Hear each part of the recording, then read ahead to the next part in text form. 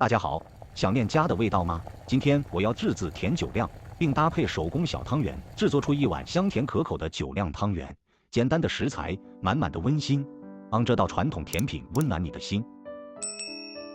首先准备1000克的糯米，糯米要提前浸泡6到8个小时，最好是隔夜，让米粒充分吸水，蒸出来才会更加软糯。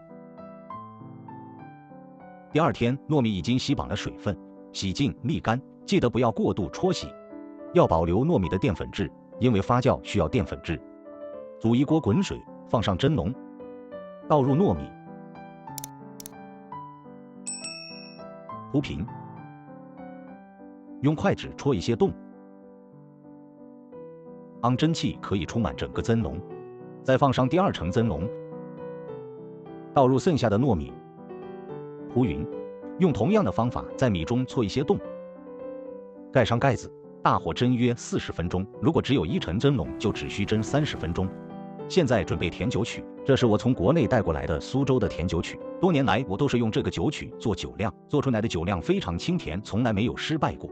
在国外找不到这个甜酒曲，可以在大华超市购买到上海酒饼丸，做出来的效果也是一样的。今天要用到10克酒曲，包装上写着酒曲与米的比例为1比100，1000克米要用到10克酒曲。把酒曲装到一个小密封袋里，用擀面杖敲打成碎末，再碾压一遍，把酒曲碾得更细更匀一些。把碾细的酒曲装在一个小碗里备用。时间到，糯米蒸熟了，打开锅盖，粒粒分明，晶莹透亮。把蒸熟的糯米盛入沥篮里。我通常的做法是把糯米用冷水完全的冲凉，这样做出来的酒酿会很清甜，不会发酸。冲过凉水之后的糯米粒粒分明。我这里的制奶水是已经过滤好的直饮水，可以直接冲。如果没有直饮水，可以用纯净水或凉白开来冲糯米。冲凉后的糯米放到一个干净的大盆中备用。然后分2次把捣碎的酒曲加入糯米里，把酒曲与糯米充分的拌匀。酒曲和糯米搅拌好之后，再把糯米的表面稍稍抹平，最后留2克甜酒曲，再加入200克清水，搅拌融化后倒入糯米中，这样糯米在发酵的过程中会出更多米酒，会更加清甜多汁。再用筷子在糯米的中间挖个洞，方便观察它的出水情况。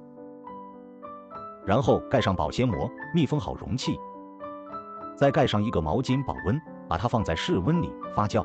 我这里的室温大概20摄氏度左右。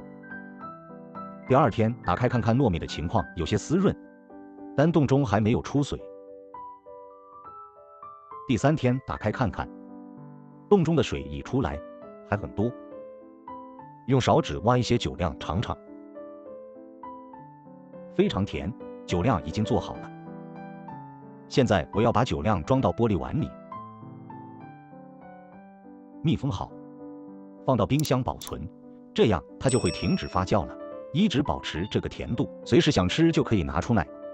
这个酒酿可以直接吃，也可以做酒酿汤圆。汤圆的做法非常简单，只需要糯米粉加点水，先用筷子搅拌水和糯米粉，再揉成光滑的面团，再搓成小汤圆，大小均匀，这样煮的时候口感才会更好。锅里烧开水，下入搓好的小汤圆，轻轻搅拌，防止粘底。等汤圆浮起来时，加入3大勺自制的酒酿，米粒漂浮，香气适宜，再加一点黄冰糖调味，撒上少许枸杞，增加一点色彩和微微的甘甜。最后缓缓浇入打散的鸡蛋，用勺子轻轻搅拌，蛋花在汤里飘散开来，非常的漂亮。出锅前撒上一点桂花，画龙点睛的香气扑鼻而来。这一锅酒酿汤圆，米香、酒香、桂花香交织在一起，甜而不腻，软糯顺滑，喝一口身子都暖了。这道甜品不仅是一碗温暖的糖水，更承载着传统的味道，每一口都充满家的味道和温馨的回忆。自制甜酒酿还能搭配各种甜品，快试试看吧！喜欢我的视频，记得点赞、订阅和留言，分享给更多喜欢美食的朋友。我们下期再见。